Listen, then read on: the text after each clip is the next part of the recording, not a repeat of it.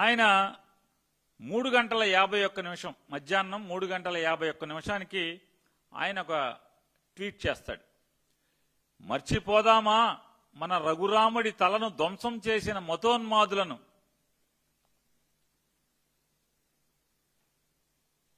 అంటే ఎన్నాళ్ళయిందండి విజయనగరం జిల్లాలో రాముడి విగ్రహాన్ని ధ్వంసం చేసి ఎన్నేళ్లయింది? ఇవాళ మాట్లాడుతున్నాడు. మర్చిపోదామా నారసింహుడి రథాన్ని ధ్వంసం చేసిన మూర్ఖులను. మర్చిపోదామా పల్లె పల్లెలో మత మార్పిడిలతో హైందవ మత ధ్వంస రచనకు ప్రోత్సహించిన దుర్మార్గులను. మర్చిపోదామా గణేశుడి మండపాల్లో మాంసాహారాన్ని పంపిణీ చేసిన సనాతన వ్యతిరేకులను. క్లోజప్ లో కుదిరితే మాధవ్ గారు కష్టపడి ఆయన రాసి టైప్ చేసుకుని పెట్టుకున్నటువంటి పోస్టు.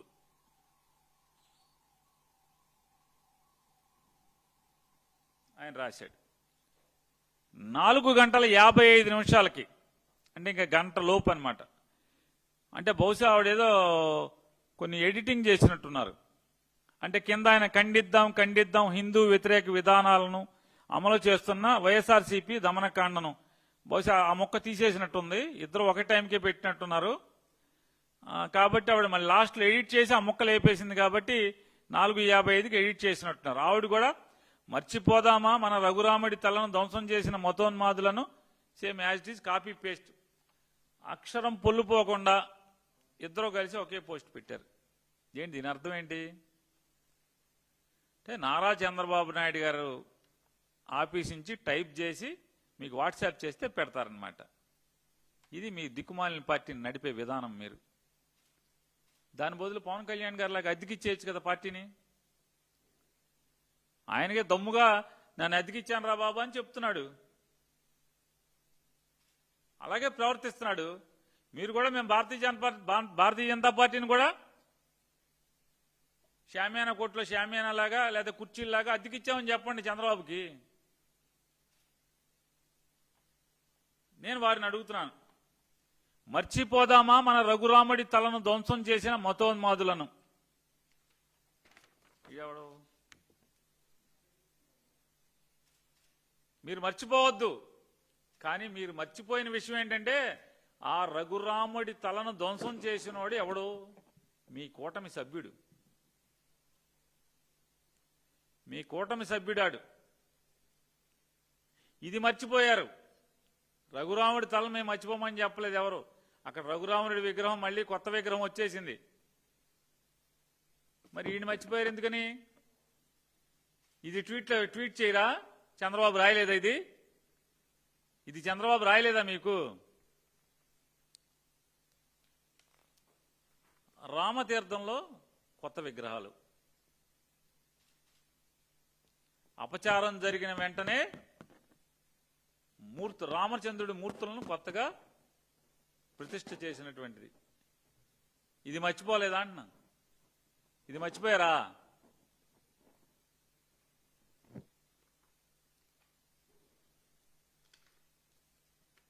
మర్చిపోదామా నారసింహుడి రథాన్ని ధ్వంసం చేసిన మూర్ఖులను. మీరు మర్చిపోవద్దు.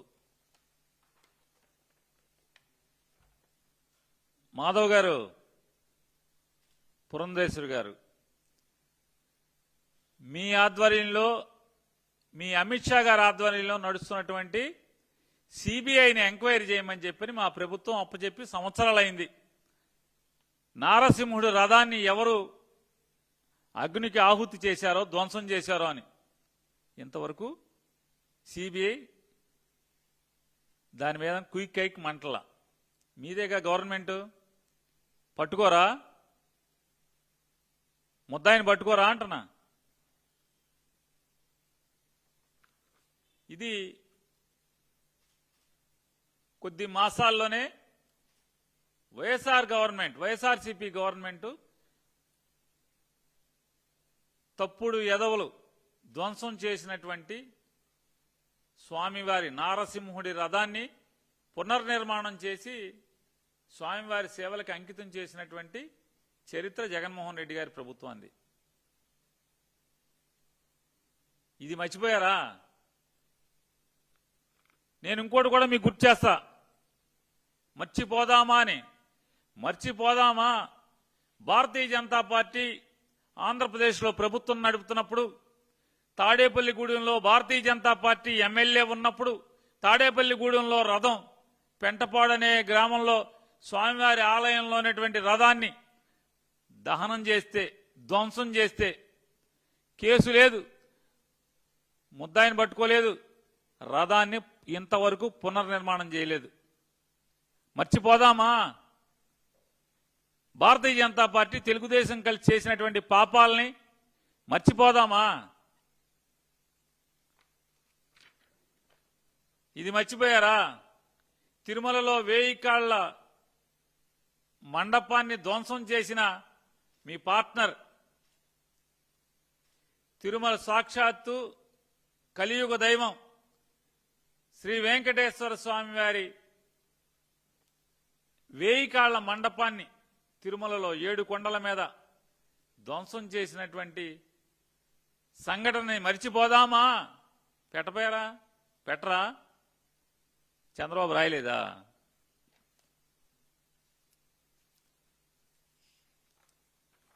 తిరుచానూరులో వారాహి అమ్మవారి ఆలయాన్ని కూల్చిన కూటమి ప్రభుత్వం, భారతీయ జనతా పార్టీ తెలుగుదేశం ప్రభుత్వం. మర్చిపోదామా? మర్చిపోయారా? ఇది రాయరా ట్వీట్లో.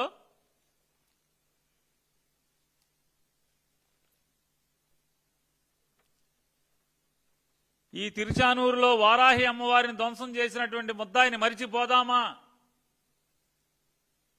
మర్చిపోయారా?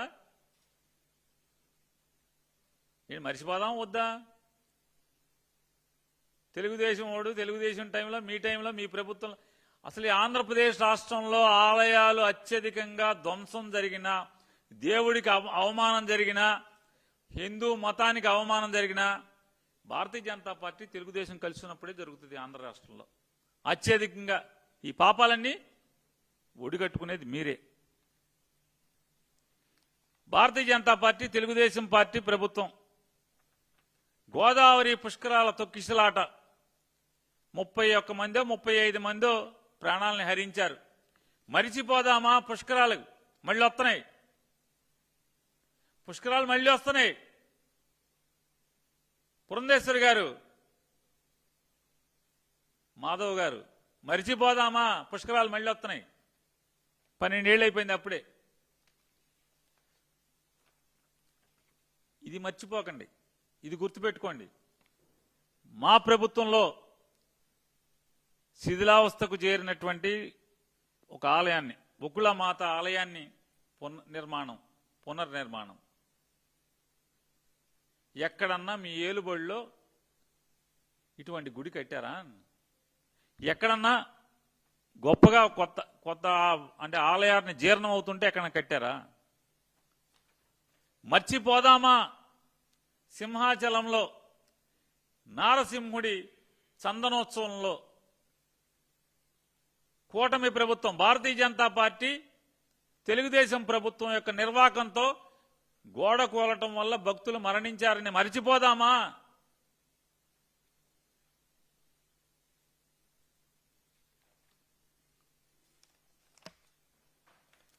తిరుపతిలో వెంకన్న స్వామి దర్శనానికి వెళ్లి తొక్కిసలాటలో తెలుగుదేశం భారతీయ జనతా పార్టీ ప్రభుత్వం చేసినటువంటి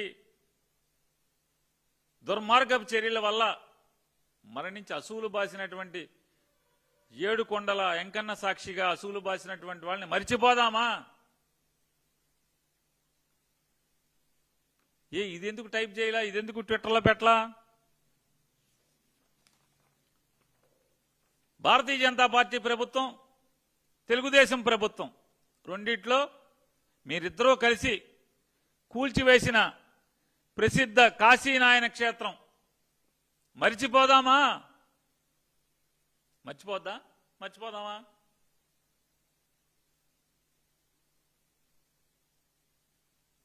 మీ ఇద్దరు కమలం పార్టీ పువ్వు గుర్తోళ్ళు కదా, పువ్వు పార్టీ వాళ్ళు కదా, చెప్పండి. మరిచిపోదామా? ఇది మాత్రం మర్చిపోబాకండి. ఆగస్టు 7, 2023 ముఖ్యమంత్రి హోదాలో వైఎస్ జగన్మోహన్ రెడ్డి గారు కాశీనాయన క్షేత్రం అడవిని ఆనుకున్న భూమిలో ఉన్నారు, దాన్ని అలాగే వాళ్ళకి ఇవ్వండి ఆ భూమిని అని చెప్పి ముఖ్యమంత్రి గారు రాశారు.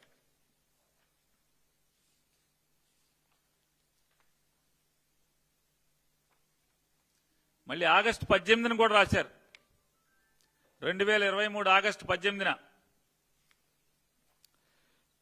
కేంద్ర ప్రభుత్వానికి ఆఖరికి 1వ తారీఖు జనవరి 1వ తారీఖు 2025 ఈ సంవత్సరం కూడా రాశారు. కానీ మీరేం చేశారు?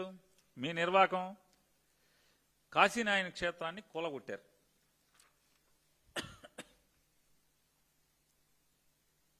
మర్చిపోదామా?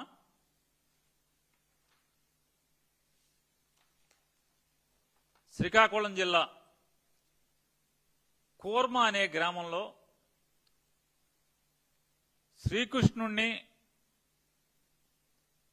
శ్రీకృష్ణుడి యొక్క మార్గదర్శాన్ని, ఆయన చూపించిన మార్గంలో బతకటానికి ఉన్నతమైన చదువులు చదువుకుని పండితులు, శాస్త్రవేత్తలు ఎంతోమంది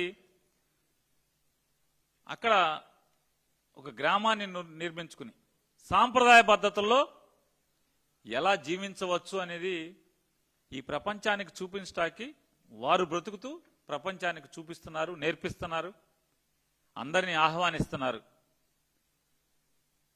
దాదాపు వాళ్ళ వేషధారణ అంతా కూడా ఇస్కాన్ భక్తులు ఎలా అయితే మనకు కనబడతారో అలాగే వాళ్ళ బట్టలు ఉంటాయి, వాళ్ళ ఆహార్యం ఉంటుంది. కరెంట్ లేకుండా, ఏసీలు లేకుండా వాళ్ళు బతుకుతున్నారు.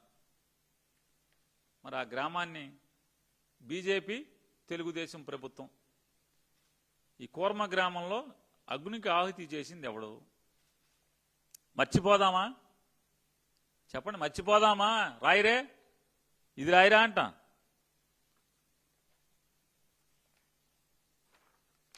తెలుగుదేశం, భారతీయ జనతా పార్టీ హయాంలో విజయవాడలో 200 ఆలయాల్ని చంద్రబాబు నాయుడు ఓట్ల దొంగతనంలో, ఓటుకు నోటు దొంగతనంలో హైదరాబాదులో పట్టుబడి అరెస్టు కాకుండా మధ్య మార్గంగా ఒక భారతీయ జనతా పార్టీ నాయకుడు పరిష్కారం చేస్తే పారిపోయి ఇక్కడికి వచ్చిన తర్వాత చేసినటువంటి ఘనకార్యం ఈ ఆలయాల ధ్వంస రచన. మర్చిపోదామా? మీరే అప్పుడు ఎండోమెంట్స్ డిపార్ట్మెంట్ మీదే, భారతీయ జనతా పార్టీ చేతిలోనే ఉంది. మర్చిపోదామా?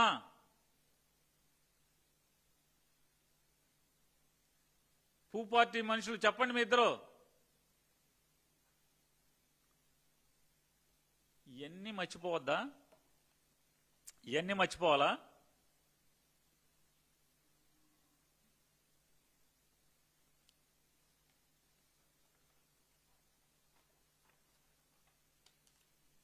విజయవాడ రాజధాని, విజయవాడకి ఆనుకుని గొల్లపూడి అనేటువంటి ఒక పంచాయతీలో, విజయవాడ మున్సిపాలిటీలో దాదాపు అంతర్భాగమైనటువంటి ఒక నగరంలో అంతర్భాగమైనటువంటి ప్రాంతంలో 40 ఎకరాల 39 ఎకరాల 99 సెంట్ల శ్రీ వెంకటేశ్వర స్వామి వారి ఆస్తి మీ కూటమి నాయకుడు, తెలుగుదేశం నాయకులు ఆక్రమించుకుంటాకి, కబ్జా చేయటానికి జరుగుతున్నటువంటి ప్రయత్నాన్ని మర్చిపోదామా? కళ్ళకు కనపడదా మీకు? ఇది 2019కి ముందు, 2019వ సంవత్సరానికి ముందు మచిలీపట్నంలో ఎవరైతే ఇప్పుడు ఈ 40 ఎకరాలు దోచుకుంటాకి, ఆక్రమించుకుంటాకి ప్రయత్నం చేస్తున్నారో వారి యొక్క, ఆ స్వామివారి యొక్క ఆలయ స్థితి చూడండి. ఒకసారి చూడండి, మొత్తం బాదుల మీదే. స్వామివారి మీద కూడా ఎంత అశుభం అంటే, స్వామివారి మీద గర్భగుడిలో ఆయన మీద కూడా వర్షం పడే పరిస్థితులు ఆ రోజు. మరి కొల్లు రవీంద్ర మంత్రి, అక్కడి నుంచి ఎమ్మెల్యే మంత్రి, అప్పుడు కూడా ఈ ఆలయాన్ని ఏమీ పట్టించుకోకుండా ఇలా బాదుల మీద ఉంటే, దానికి సంబంధించినటువంటి 40 ఎకరాలని మాత్రం కొట్టేయటానికి కనకదుర్గమ్మ వారికి ఎండోమెంట్కి అడాప్షన్ ఇచ్చారు, ఎండోమెంట్ నుంచి. కానీ దీపాలకి, దీప నైవేద్యాలకి మాత్రం డబ్బులు పంపించేవాళ్ళు కాదు. శ్రీ వెంకటేశ్వర స్వామి వారి కళ్యాణోత్సవాలకి డబ్బులు పంపించేవాళ్ళు కాదు. ఏమీ పంపించకుండా ఈ 40 ఎకరాలని ఎండోమెంట్ క్వార్టర్స్ కడదామా, ఎండోమెంట్స్ కమిషనరు బంగ్లా కడదామా, లేకపోతే మనం ఎవరెవరం పంచుకుందాం అనేటువంటి తెలుగుదేశం నాయకుల ఆలోచనలు తప్పితే, ఆ స్వామివారిని బాగు చేద్దాం, స్వామివారి ఆలయాన్ని బాగు చేద్దామని మాత్రం, ఆయనకి సేవ చేసుకుందామని నారా చంద్రబాబు నాయుడు గారు కానీ, ఆ రోజు ఎండోమెంట్స్ డిపార్ట్మెంట్ నడిపిన భారతీయ జనతా పార్టీ కానీ, అప్పుడు ఎమ్మెల్సీగా ఉన్నటువంటి ఇవాళ పివిఎన్ మాధవ్ గారు కానీ ఎవరూ పట్టించుకోలే. మరి మర్చిపోదామా అని ఎందుకు కేకలేట్లా? పెద్ద పెద్ద దీర్ఘాలు తీయాలిగా, మర్చిపోదామా అని దీర్ఘం ఎందుకు తీయట్లే? అప్పుడు ఇది లేదా, ఇది కనపట్టలేదా?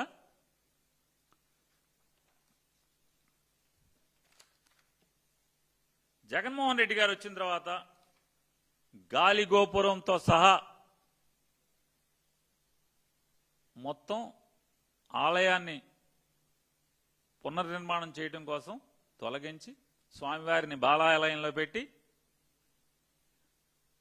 2 కోట్ల రూపాయలతో ఎస్టిమేట్ చేయించి 1,80,00,000 రూపాయలు ఎల్లంపల్లి శ్రీనివాసరావు గారు ఎండోమెంట్స్ మినిస్టర్, జగన్మోహన్ రెడ్డి గారు ముఖ్యమంత్రి, డీఅడాప్ట్ చేయటమే కాకుండా డీఅడాప్ట్ చేసిన తర్వాత దాన్ని ఎండోమెంట్స్ డిపార్ట్మెంట్కి మళ్ళీ హ్యాండ్ ఓవర్ చేసి అక్కడ ఒక ఈవోని పోస్టింగ్ చేసి 2 కోట్ల రూపాయలతో దాన్ని పునర్నిర్మాణం చేయటానికి డబ్బులు మంజూరు చేసి ఎలా నిర్మాణం చేశాం. పాత గోపురం, కొత్త గోపురం చూడొచ్చు మీరు. చిన్నజీయర్ గారితో ఆలయానికి శంకుస్థాపన చేయించడం జరిగింది. ఇది చూడండి, పాత ఆలయం, కొత్త ఆలయం. ఇది పాత ఆలయం. జగన్మోహన్ రెడ్డి గారు నిధులు ఇచ్చిన తర్వాత నిర్మాణం చేసినటువంటి కొత్త ఆలయం గాలి గోపురంతో. ఇది విగ్రహ ప్రతిష్ఠ రోజు ఉత్సవం జరిగితే దానికి సంబంధించినటువంటి. ఇంకోటి క్లోజప్ లో ఒకటి టెంపుల్ ఉండాలి చూడండి, కొత్తగా నిర్మాణం చేసింది. ఇది కాదు, ఇంకో స్లైడ్ ఉండాలి.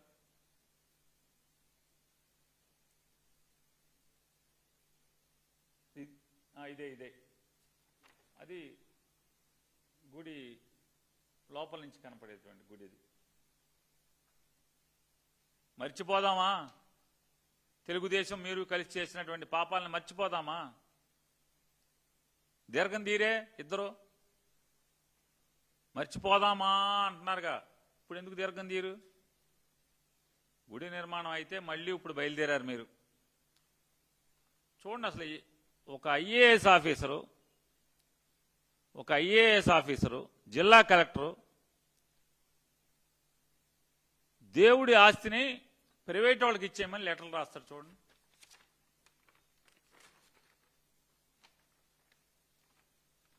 ఒకే రోజు చూడండి గమ్మత్తు. 22వ తారీఖు ఒకే రోజు జిల్లా కలెక్టర్ గారు ఎంత బాగా ఖాళీగా ఉన్నట్టున్నాడు. ఒకే రోజు 2 ఉత్తరాలు. Bharat golf private limited.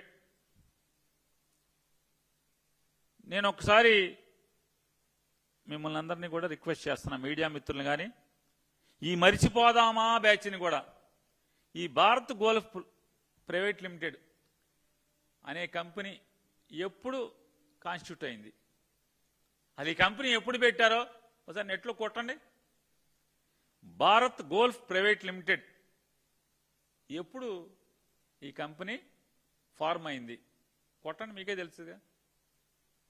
ఇలా ఎక్కడన్నా గోల్ఫ్ క్లబ్ నడుపుతున్నారా? ఎక్కడన్నా 4-5 నగరాల్లో గోల్ఫ్ క్లబ్ ఏమన్నా నడుపుతున్నారా? బాగా అనుభవం ఉందా, ఎవరి ఇళ్ళు, ఎప్పటి నుంచి ఉంది ఈ క్లబ్బు చూడండి ఒకసారి. వాళ్ళకి 5 ఎకరాలంట. మాధవ్ గారు, పురంధేశ్వరి గారు, మీరందరూ దేశ విదేశాలు తిరుగుతారు కదా, గోల్ఫ్ క్లబ్ అనేది 5 ఎకరాల్లో అవుతుందా? దాన్ని గోల్ఫ్ క్లబ్ అంటారా? 5 ఎకరాల్లో గోల్ఫ్ క్లబ్ ఏర్పాటు చేయటం, గోల్ఫ్ మైదానం ఏర్పాటు చేయటం 5 ఎకరాల్లో సాధ్యమా?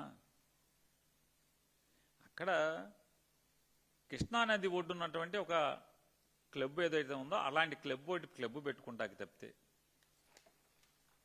ఇది 35 ఎకరాలు ఎగ్జిబిషన్కి. ఏంటంటే విజయవాడ ఉత్సవ్ అనే పేరు మీద ప్రతి సంవత్సరం ఎగ్జిబిషన్లు పెడతారంట.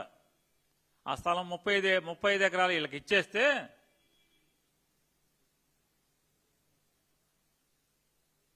Permanent venue annual exhibitions in the name of Vijayawada Utsav. ఎవడ వీళ్ళు పెట్టేదంటే this initiative aims to provide అంటే ఎక్స్పోజ్ అయ్యి అన్నాడు. ఎవరికి ఇవ్వాలి? ఎవరికిది? ఎవరి పేరు మీద ఇవ్వాలి? ఎవరి ఇళ్ళు అంటున్నా. ఈ కథ ఏంటి అంటే ఈ కథ మొత్తం నడిచేది ఈ దొంగల మూట. ఏమంటే దీర్ఘాలు తీస్తున్నారు కదా, మర్చిపోదామా అని. దేవుడి ఆస్తిని కాపాడండి. ఈ రోజుకి కుట్రలాపలేదు. మచిలీపట్నం శాసనసభ్యుడు కుల రవీంద్ర గారు బందర్లో అడావుడిగా ఆ గుడికి వెళ్ళి ఆయన ప్రెస్ మీట్ పెట్టి ఆయన చెప్తాడు ఏంటంటే ఓకే తాత్కాలికంగా మట్టి తోలారు అంటాడు. ఆయన 4 అడుగుల మెరక తోలినటువంటి ఆ భూమి వ్యవసాయానికి మళ్ళీ ఎలా పనికొస్తుంది?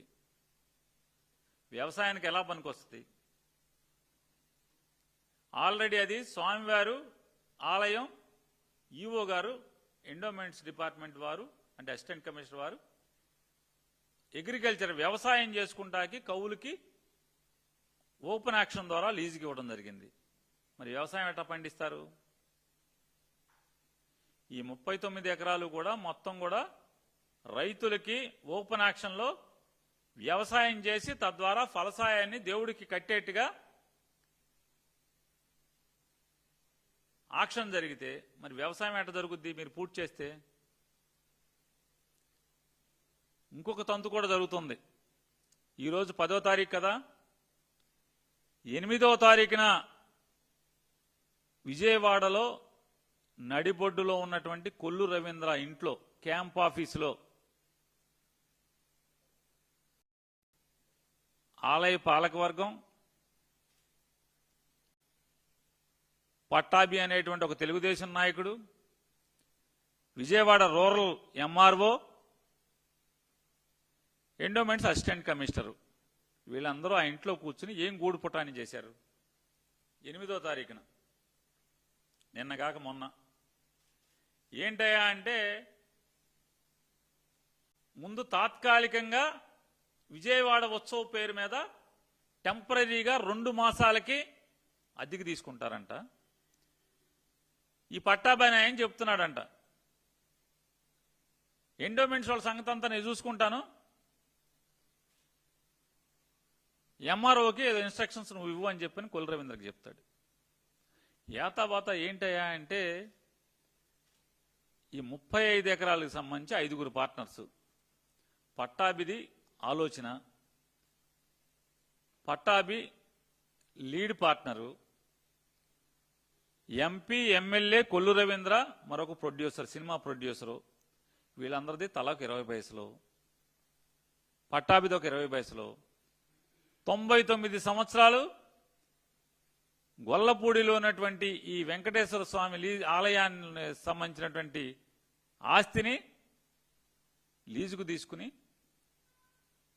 నిన్న కొల్లు రవీంద్ర అక్కడ ఉన్నటువంటి ఆ పేటలోని లేదా అర్చకులు లేదా వాళ్ళందరికీ చెప్తాడంట, మీరేం కంగారు పడకండి, మీకు రైతులకు వచ్చినటువంటి ఇచ్చిన లీజు కంటే రైతు పాటలో వచ్చిన లీజు కంటే కూడా ఎక్కువ ఇప్పిస్తాను మీకు అని చెప్పి దాన్ని ఏమంటారు క్రీమ్ పూసే మాటలు చెప్తున్నాడంట. అంటే ఇక చట్టం, రూల్స్, దేవుడంటే భయం ఏముండదు. దోచుకో దోచుకో దోచుకో దోచుకో. గవర్నమెంట్ ఆస్తులు అయిపోతున్నాయి, ఇసుక అయిపోతుంది, గ్రావెల్ అయిపోతుంది, మట్టి అయిపోతుంది, దేవుడు ఆస్తులకు వచ్చేశారు. మర్చిపోదామా అని మరి దీర్ఘం తీరే భారతీయ జనతా పార్టీ వాళ్ళు. దేవుడు ఆస్తులు ఎత్తేచ్చా? గోల్ఫ్ క్లబ్ ఎంపీ గారు, ఒక ప్రొడ్యూసర్ గారు, సినిమా ప్రొడ్యూసరు, ఇద్దరు కలిసి ఆ గోల్ఫ్ క్లబ్కి పార్ట్నర్లు. నేను చెప్పేది తెర వెనక జరుగుతున్నటువంటి మంత్రాంగం, యంత్రాంగం, కుట్రలు.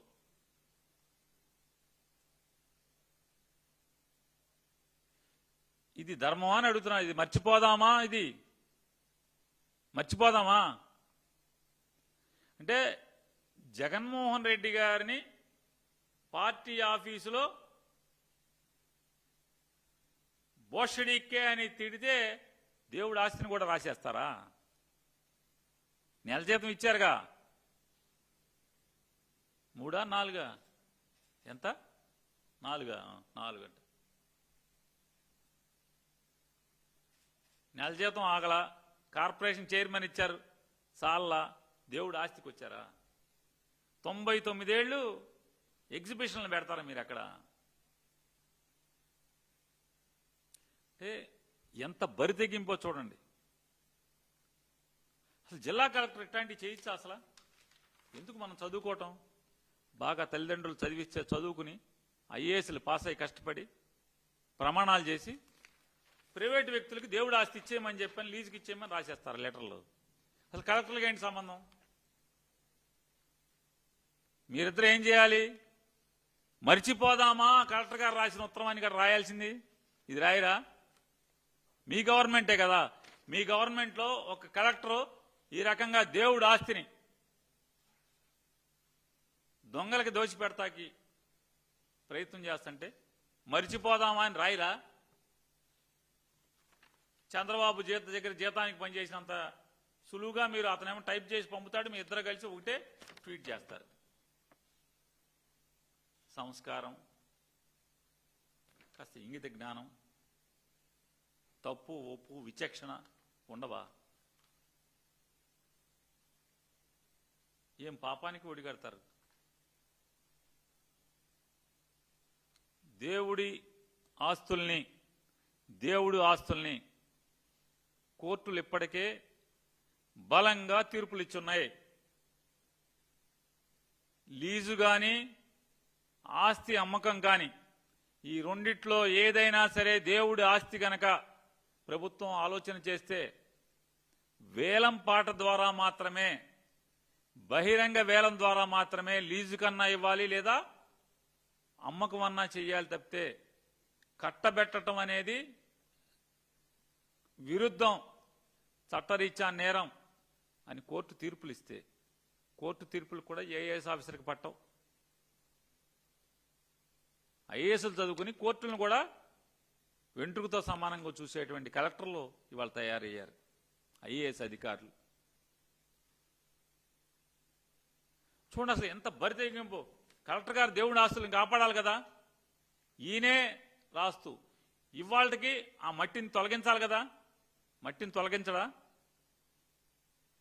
గొల్లపూడి ఎంఆర్ఓ ఏం చేస్తున్నాడు అని అడుగుతున్నాను. సబ్ కలెక్టర్ గారు ఏం చేస్తున్నాడు? దేవుడి ఆస్తిలో వ్యవసాయ భూమిలో మెరకదోలితే పాపాత్ములు, దుర్మార్గులు, మరి దాన్ని తొలగించాలా తొలగించక్కర్లేదా? కేసులు కట్టరా? ల్యాండ్ గ్రాబింగ్ కేసు కట్టాలా అక్కర్లేదా?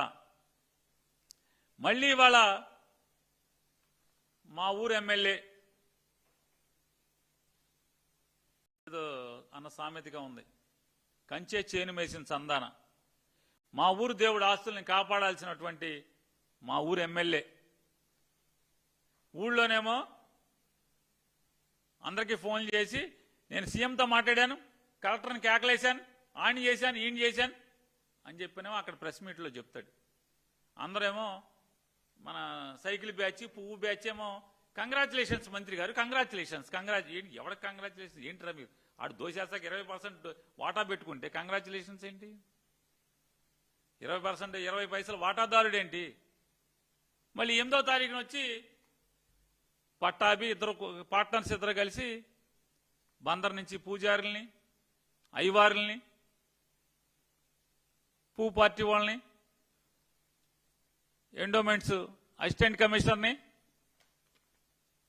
విజయవాడ రూరల్ ఎంఆర్ఓని పిలిచి 2 నెలలకి మేము లీజ్ ఆర్డర్ తెచ్చేస్తామంటే ఆ పట్టాభి చెప్తా అంటే ఎట్టగొట్ట నీ తెచ్చేస్తా నీకెందుకు అండి. నువ్వు మీ ఊర్లో హిందువుల్ని, బ్రాహ్మణుల్ని, దేవుడికి వెళ్ళే వాళ్ళని, గుడి కట్టిన వాళ్ళని, గుడి కట్టించిన వాళ్ళని, చందాలు ఇచ్చిన వాళ్ళని నువ్వు నోరు మేయించు, నేను మొత్తం కథ నడిపేస్తానని పట్టాభి చెప్తున్నాడని చెప్తున్నారు. ఖచ్చితంగా మీరు చేసేటువంటి ఈ పాపాలని ఎవరైతే మీ ఇద్దరు మరిచిపోదామా దీర్ఘాల బ్యాచ్ మీరు పట్టించుకోకపోయినా ఖచ్చితంగా మేము విశ్వ హిందూ పరిషత్తుని అడుగుతున్నాం. మీరు మేల్కోరా, నిద్ర లేగరా అయ్యా విశ్వ హిందూ పరిషత్ వాసులు, హైందవ వాసులు, మీరు నిద్ర లేగరా? వీళ్ళు వాటాలు వేసుకుని పనిచేసుకుంటుంటే మీరు నిద్ర లేగరా అని అడుగుతున్నాను. నిద్ర నటిస్తారా? ఇంకా భారతీయ జనతా పార్టీ అట్టాకు చెడిపోయింది, కుళ్ళిపోయింది. మీరన్నా ఈ దేవుడు ఆస్తులను కాపాడటంలో మేల్కోమని చెప్పని మా ఊర్లో భక్తులు ఎట్లాగో ఖచ్చితంగా కోర్టును ఆశ్రయించే పనిలో ఉన్నారు.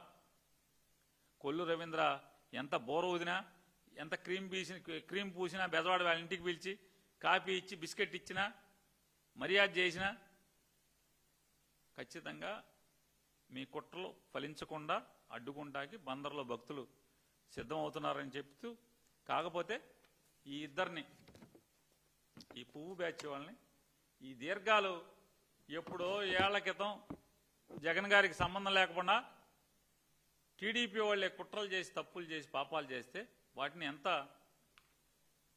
జాగ్రత్తగా మళ్ళీ పునర్నిర్మాణం చేయటం, మళ్ళీ దేవుడికి జరిగినటువంటి అపచారాన్ని సవ్యం చేయటం ఇవన్నీ చేసినటువంటి వాడు జగన్మోహన్ రెడ్డి అయితే, వైఎస్ఆర్ కాంగ్రెస్ పార్టీ అయితే, మీరు ఇంత పాపాలు మూట కట్టుకుని వాళ్లతో అధికారాన్ని పంచుకుని అన్నిట్లో వాటాలు పంచుకుని ఈ రకంగా దేవుడు ఆస్తులు కైంకర్యం చేస్తుంటే అన్నీ మూసి కూర్చునే వాళ్ళని మిమ్మల్ని ఏమంటారని అడుగుతున్నాను.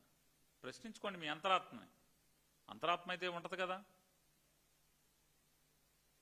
ఇది ఇట్లాంటి తప్పుడు మాటల్ని కట్టిపెట్టమని చెప్పని ఈ ఇద్దరిని హెచ్చరిక చేస్తున్నాను.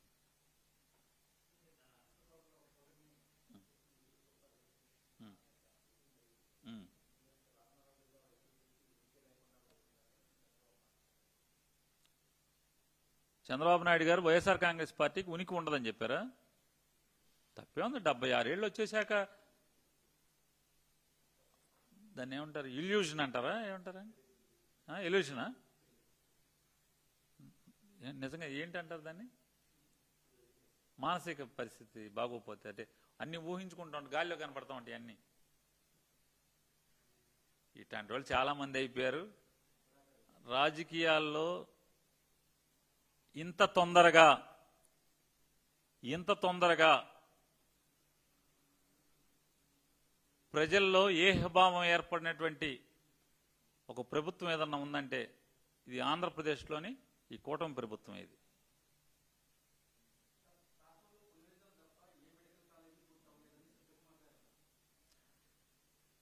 ఇప్పుడు సత్యకుమార్ గారి దగ్గర ఒక కలజోడు ఉంది. ఆ కలజోడు నారా చంద్రబాబు నాయుడు గారు ఇచ్చారు ఆయనకి ప్రమాణ స్వీకారం రోజున. ఆ కలజోడు తీస్తే అసలు అన్నీ కనపడతాయి ఆయనకి. ఆయనేమో నారా చంద్రబాబు నాయుడు గారు తగిలించిన కలజోడు తీయట్లా. మరి రాత్రిపూట తీస్తున్నాడు లేదో నాకు తెలియదు. ఆయన కలజోడు తీస్తే, నారా చంద్రబాబు నాయుడు గారు ఆయన కళ్ళకు తగిలించిన కళ్ళజోడు తీస్తే అన్నీ కనపడతాయి శుభ్రంగా.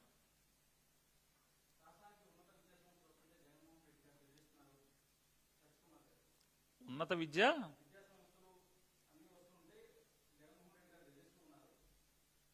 ఏమంటే పాత రోజుల్లో సొల్లు కొబ్బుర్లు ఎన్ని ప్రజలు నమ్మేవాళ్ళు. ఇట్లాంటి ఊకదంపుడు ఉపన్యాసాలు ఇట్లాంటివన్నీ ఇవాళ ప్రతిదీ సోషల్ మీడియాలో కళ్ళకు కట్టినట్టు ప్రతిదీ చూపించేస్తున్నారు జనం. మీ టీవీలు చూపించేస్తున్నాయి, పేపర్లో చూపించినా చూపించకపోయినా కొన్నన్నా టీవీలు చూపిస్తున్నాయి. ఈ పరుగు పందెంలో ఒకడో ఇద్దరో చూపించాక మూడో వాళ్ళకు కూడా తప్పట్లా చూపించాల్సిన పరిస్థితి. ఆడి స్కోర్ అయింది మనకెందుకు అవ్వట్లేదని పైనుంచి దొబ్బుతున్నారు. కాబట్టి ఆలస్యంగా అయినా ఏదో టీవీ చూపించాల్సిందే. ఇవాళ సత్యాలను ఎవరు మరుగున పరచలేరు. ఏ మార్చి ఎక్కువ కాలం ప్రజల్లో ఎవరు బతకలేరు.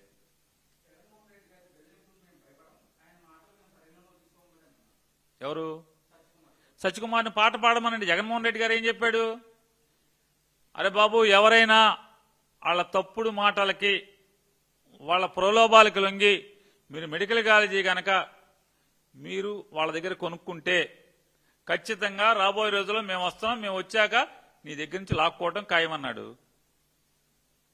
ఒకవేళ నువ్వు సత్యకుమార్కి బాగా మెడికల్ కాలేజీ కొనుక్కోవాలని దొరదుంది, కొనుక్కో, చూస్తాడు కదా, వచ్చాక చూద్ది. కానీ జగన్ గారు వచ్చాక లాక్కుంటాడో లేదో బెదిరించుకొని నువ్వు బెదురుతావో బెదరవో అప్పుడు చూద్దాం. ఇప్పుడు ఎందుకు?